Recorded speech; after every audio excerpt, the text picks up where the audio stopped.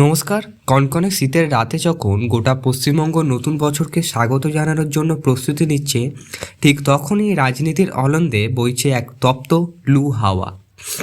2026-এর বিধানসভা নির্বাচনে কি তবে এগিয়ে আসছে, নাকি 2025-এর এই শেষ প্রান্ত আর 2026-এর জানুয়ারির শুরুতেই মমতা বন্দ্যোপাধ্যায় সরকারের জন্য অপেক্ষা করছে কোনো বড়সড় অশননী সংকেত?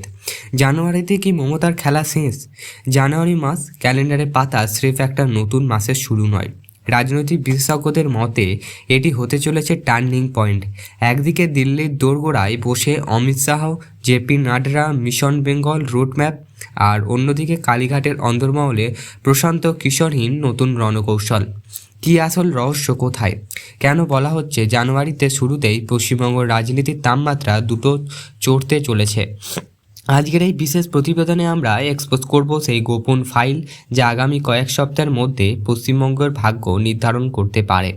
বিজেপি কি সত্যিই কোনো মাস্টার স্ট্রোক দিতে চলেছে, নাকি তৃণমূল সঙ্গত পুনর্গঠন বিরোধীদের সব হিসেব উল্টে দেবে? নজর রাখুন আজকের এই এক্সক্লুসিভ বিশ্লেষণে। শুরুতেই আসা যাক শাসক শিবির কোথায়। আপনি যদি ভাবেন তৃণমূল সেলফ সরকারি প্রকল্পের সুবিধা দিয়ে 2026-এর বৈতরণী পার হতে চাইছে, তবে আপনি একদম ভুল করছেন। তৃণমূলের অলিন্দে এখন কান পাতলে শোনা যাচ্ছে শুদ্ধিকরণ এর শব্দ। জানুয়ারি মাসেই তৃণমূল কংগ্রেসের জেলা এবং ব্লক স্তরে নতুন কমিটি ঘোষণা হতে পারে।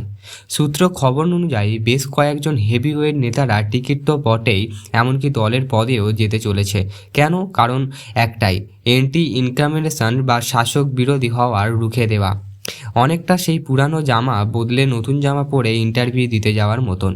কিন্তু প্রশ্ন হলো, জামা বদলালে কি মানুষ বদলে যায়? মানুষ কি পুরানো দুর্নীতির স্মৃতি এত সহজে ভুলে যাবে? কি নতুন সংগঠন বদল নয়?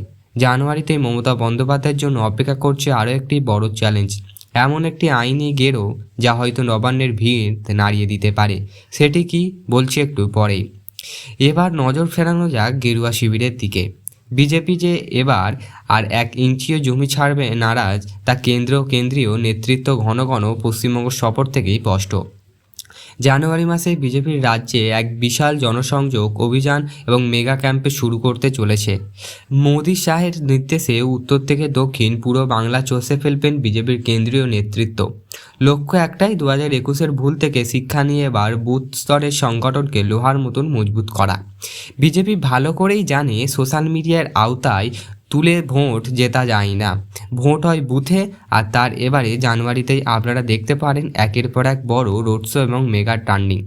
আচ্ছা, আপনারা কি মনে হয় বিজেপি এই নতুন নেতৃত্ব যেমন সুকান্ত মজুমদার বা শুভেন্দু অধিকারী মমতা বন্দ্যোপাধ্যায় পাহাড় প্রমাণ জনপ্রিয়তাকে চ্যালেঞ্জ জানাতে পারবে, নাকি 2026-এও আমরা এই চিত্রনাট্য দেখতে পাবো?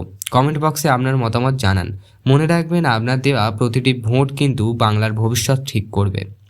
পশ্চিমবঙ্গের রাজনীতিতে একটি অতি গুরুত্বপূর্ণ ফ্যাক্টর হলো মাতুয়া ভোট। উত্তর 24 পরগনা ও নদিয়া এই দুই জেলায় ভাগ্য বদলে দিতে পারে মাতুয়া ভোটাররা। 2019 এবং 2021-এ বিজেপি ভোট ব্যাংকে নিজেদের দিকে টেনে পারলেও সিএসএস বা নাগরিক ইস্যু নিয়ে এখনও এক ধরনের ধোঁয়াশা রয়ে গিয়েছে। জানুয়ারি মাসে কেন্দ্র সরকার থেকে মাতুয়াদের জন্য কোনো বড় ঘোষণা আসতে পারে। অন্যদিকে মমতা বন্দ্যোপাধ্যায় ইতিমধ্যে পাল্টা হুঁশিয়ারি দিয়ে রেখেছে। তিনি বলছেন সিএএ মানেই আপনার ভোটার কেড়ে নেওয়া। এক অদ্ভুত দাঁড়াপড়ে সাধারণ মানুষ। একদিকে নাগরিকত্বের আশায়, অন্যদিকে ভোটার তালিকা থেকে নাম বাদ যাওয়ার ভয়। জানুয়ারি মাস কি পারবে এই ধোঁয়া কাটাতে, নাকি এই ইস্যুতে ফের আবার রক্তাক্ত হবে বাংলার মাটি? যে ইস্যুটি পশ্চিমবঙ্গ সরকারকে সবথেকে বেশি বিড়ম্বনায় ফেলেছে তা হলো এসএসসি বা শিক্ষক নিয়োগ দুর্নীতি। জানুয়ারি মাসে এই মামলার শুনানিতে আদালতের বড় কোনো নির্দেশ আসার সম্ভাবনা প্রবল। হাজার হাজার যোগ্য প্রার্থী রাস্তায় বসে আছেন, আর অন্যদিকে চলছে টাকার পাহাড় উদ্ধারের গল্প। বিরোধীরা এই ইস্যুকে 2026-এর প্রধান অস্ত্র করতে চাচ্ছে। যদি জানুয়ারিতেই কোনো হেভিওয়েট নেতার বিরুদ্ধে কড়া পদক্ষেপ নেয় আদালত, তবে তৃণমূলের জন্য সামলানো কঠিন হবে। মানুষের ক্ষোভ যখন আগ্নেয়গিরির মতন ফুটছে, তখন সের উন্নয়ন কার্ড কি কাজ দেবে? উন্নয়নের পাঁচালেও কাজে দেবে না বলে আমার মনে হয়। রাজনীতির ময়দানে চিরস্থায়ী শত্রু বা মিত্র বলে কিছুই নেই, অর্থাৎ জিও পলিটিক্সের মতন ব্যাপার। জানুয়ারিতে ফের একবার শুরু হতে পারে দলবদলের মরশুম। সূত্র খবর অনুযায়ী তৃণমূলের বেশ কয়েকজন বিধায়ক ইতিমধ্যে বিজেপির কেন্দ্রীয় নেতৃত্বের সঙ্গে যোগাযোগ রাখছে।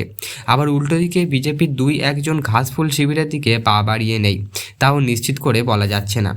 নির্বাচনের ঠিক 1.5 বছর আগে এই দলবদল সে ব্যক্তির স্বার্থ নয়, বরং কোন দল জিততে চলেছে তা একটা বড় ইঙ্গিত দেয়। জানুয়ারিতে কি তবে বড় কোনো উইকেট পতন হতে চলেছে?